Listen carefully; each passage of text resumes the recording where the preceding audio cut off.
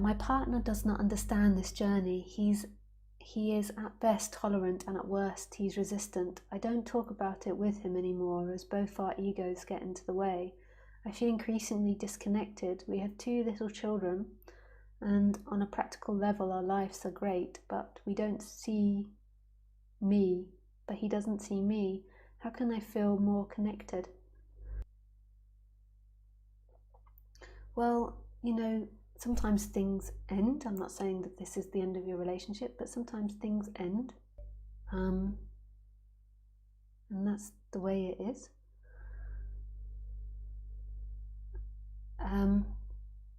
But it could also be that you see connection as something that 2 people do, which they do on the human level. So it's ideal to have a partner which you can connect with on the human level. But ultimately, true connection is this moment, is what's happening right here. Maybe if you shift your energy towards him, he will shift, but maybe not. And sometimes things do end or transform into something else. So what you could look at is what you're expecting him to be. Like, are you keeping him in your brackets of who you expect him to be? Are you giving him the permission to change and be different? Are you giving him the permission to see things differently? Like, when you go into a conversation, do you expect him to respond a certain way? When you have a conversation with him, are you trying to change him or trying to get him to see something from your perspective or wanting to have a particular outcome? These are good places to start.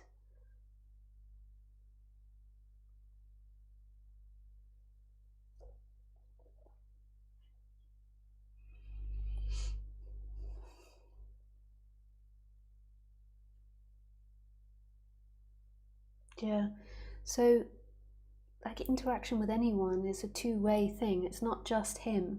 So when you argue with someone, when you have a disagreement with someone, you might be able to say it's their fault because they reversed the car into the bin and then we argued. But when you argue and when you interact, it's these particular energies coming together and it becomes one energy. And it becomes like a third person, like your relationship together, like a third person. There's you and there's him, and then mixed together these 2 energies, that becomes this third. So we're not only communicating intellectually, we're also communicating energetically. So I don't know if you saw what happened earlier when I was speaking to Thomas. There was an energetic exchange between us, and then suddenly I didn't want to really interact anymore. I could tell you what the interaction was, but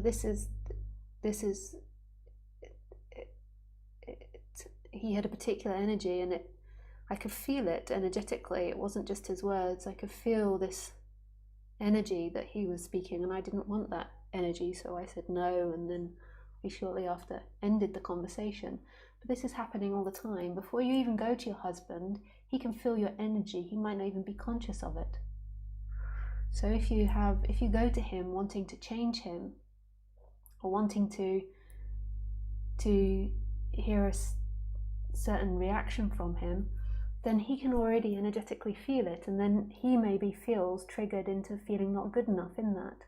And then you're actually arguing about non-duality, but you're on the surface level you're arguing about non-duality or this subject, but deeper you're arguing about something else. You're arguing about your core issues, that you feel not understood and he feels not understood.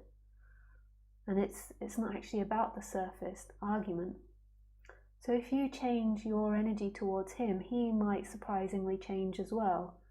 So if you go to him with different energies, when he doesn't get what I'm talking about, I feel frustrated and then I withdraw and get distant. But why should he get what you're talking about?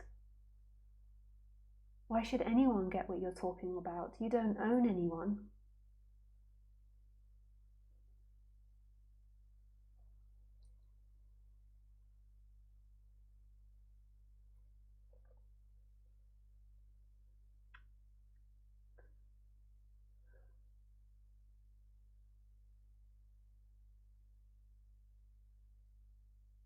You don't own him.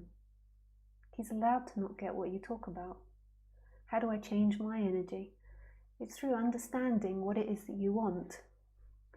What is it that you want when you go and speak to him about it? When you go and speak to him about any subject, what is it that you want from him? Understand what's going on and understand if you're seeking from him. None of us, it's so rare in our society that people take care of their energy when interacting with someone, because we're not only communicating through words, we're communicating through energy. I want to be seen, but that's not his job to see you, Amy. That's your job. That's unfair to expect him to do that. And that's seeking energy. That's a seeking energy to want to be seen, because then that makes you feel loved, whereas who you are is love. And you're not seeing him for who you are, you're trying to get something from him. And this goes on in our conversation, so even if you say to him, hey, have you had a good day? It can be this energy that's pushing him, and then that will trigger him. Or maybe then he withdraws, or he gets angry or frustrated, and then this dance begins. You're responsible for what you feel. You're responsible for your energy. On the ultimate level, you're not. It's a happening. But when you're human, you feel like you can choose things and do things. And on the human level, you're responsible for what you feel. And no one is here to complete your seeking energy. No one's here to complete it.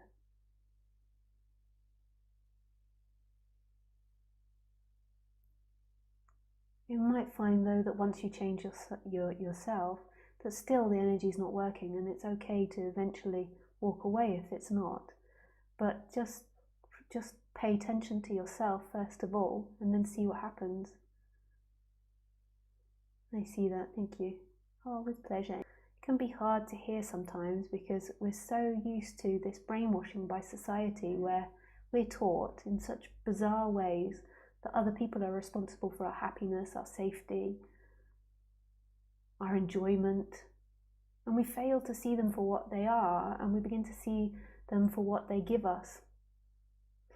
And on one level, as humans, we are in this exchange,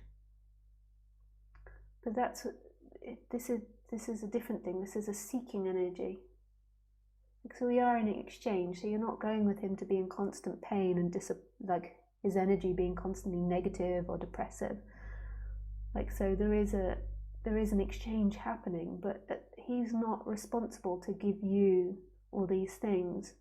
You have to take care of that himself, and then when you take care of it and you see that happiness and that love and that completion comes inside of you, then you'll begin to see him fully for what he is, and then you'll begin to really feel whether he's at the right vibration for you or not on the human level.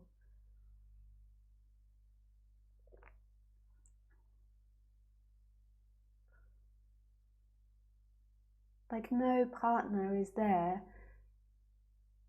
How to take care of it though? Well, you're doing all the right things. You're listening to these talks, you're reading about it, you're learning, and it's about investigating and understanding yourself and seeing that you have feelings coming up that are looking for completion in time. So you start having thoughts about something he did or didn't do, and then you have feelings coming up. And just examining that and seeing if they're true. And seeing that love is your nature.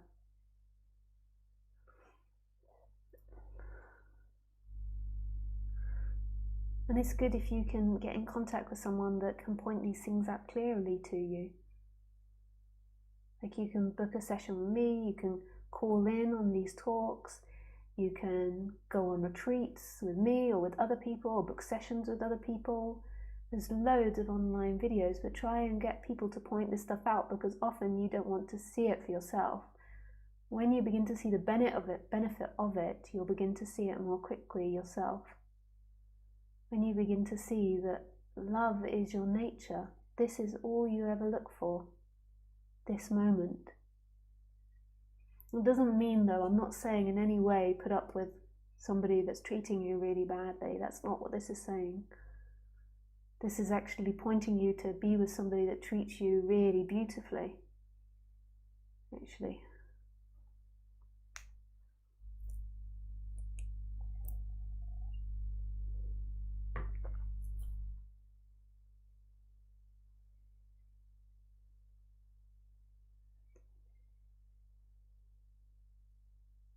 He's not treating me badly, it's me that's withdrawing. Yeah. Yeah. And then that will have an effect on him.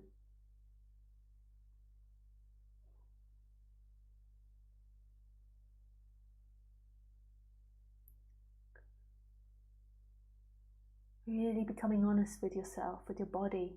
What does your body say? So when you start telling a story about him or wanting to tell him something, what's your body feeling? Is your body feeling tight or contracted or uncomfortable? If it is, then it more than likely means that you're in seeking energy. If it feels expansive and love and full of love, then it's more than likely that you're acting from your natural flow. And when you interact with someone from your natural flow, it's surprising the difference that it has on that person. So, really pay attention. What's my body saying now? Like when you begin a conversation with him. Yeah, so when you're beginning a conversation with him and you're already tight and contracted, you can't help it that you're trying to relieve that tightness and that contraction. It might be relieving it by blaming him, by picking an argument, by trying to get him to do something. And that's not going to work. Because that tightness and that contraction really got nothing to do with him. It's the belief that you are this person and that happiness comes from time, that freedom comes from time.